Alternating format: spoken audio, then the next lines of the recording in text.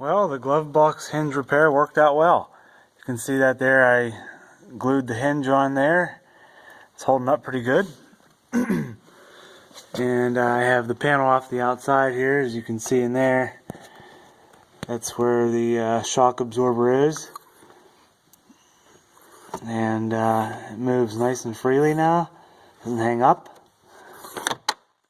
So the glove box door is shut.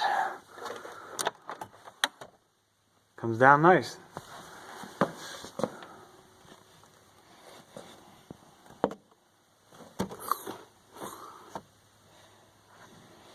It's not focusing good. There we go.